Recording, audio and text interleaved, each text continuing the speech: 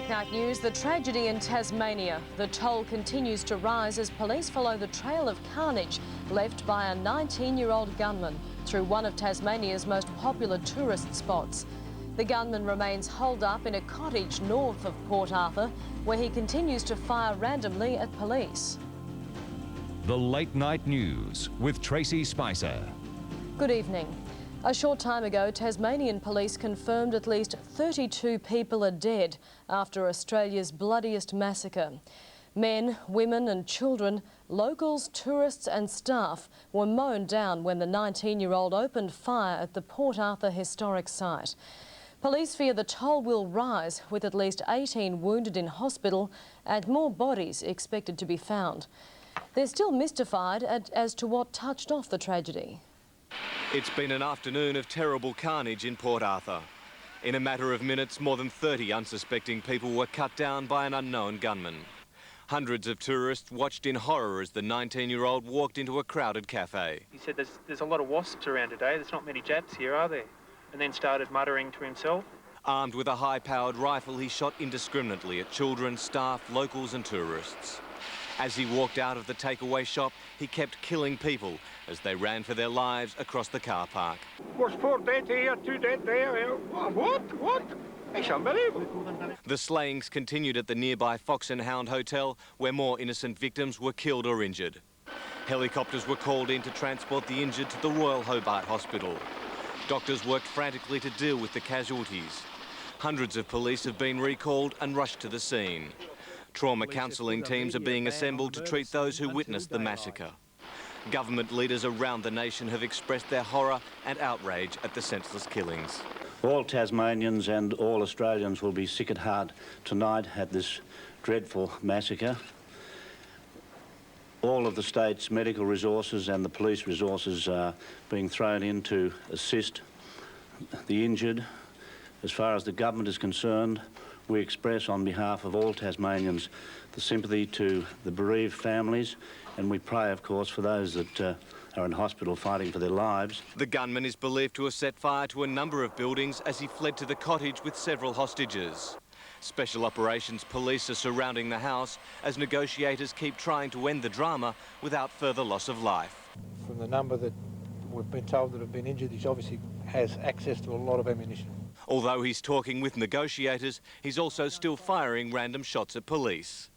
Michael Reid, 10 News. And police have opened a hotline for people around Australia who might have family or friends visiting Port Arthur. The number is 002 3026 77. That's 002 3026 77. Today's killings could be the world's worst shooting massacre. The highest previous death toll appears to have been the so-called McDonald's massacre in California that left 21 people dead. The Port Arthur toll is certainly more than 3 times greater than any mass killing in Australia this century. The most recent killing to shock Australia was in the outer Brisbane suburb of Hillcrest in January this year. 4 adults and 3 children were shot dead in a murder-suicide when a father returned his children to his estranged wife. Police broke into the locked car. The bodies of 3 young children, all shot in the head, lay on the back seat. You know, why take little children's lives?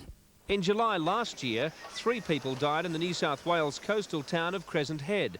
Police constables Robert Spears and Peter Addison were gunned down by John McGowan as they responded to an incident with its origins in a domestic dispute. Senior Constable Spears was shot dead in the street.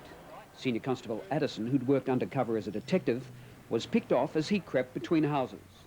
The February massacre of Karen McKenzie and her 3 children at Greenough, 400 kilometres north of Perth, was Western Australia's most horrific recent killing, hacked to death in their farmhouse. Friends of the family struggling to come to terms with their savage deaths.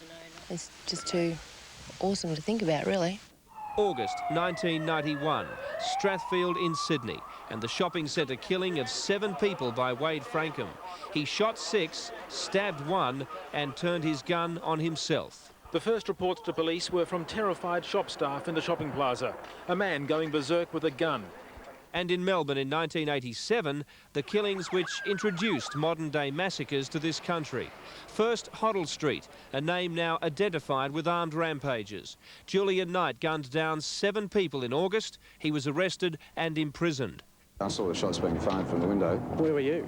No, I was in the bank at 170 Queen Street. Then, Queen Street, Melbourne, 4 months later. Frank Vutkovic slaughtered 8 people in an Australia Post building before plunging to his death. Bill Woods, 10 News. And we'll keep you up to the minute with any further developments right through this bulletin. When the late night news continues, a country murder baffles New South Wales police. And overseas, South Africa celebrates 2 years of freedom as Bishop Tutu prepares to delve into its past.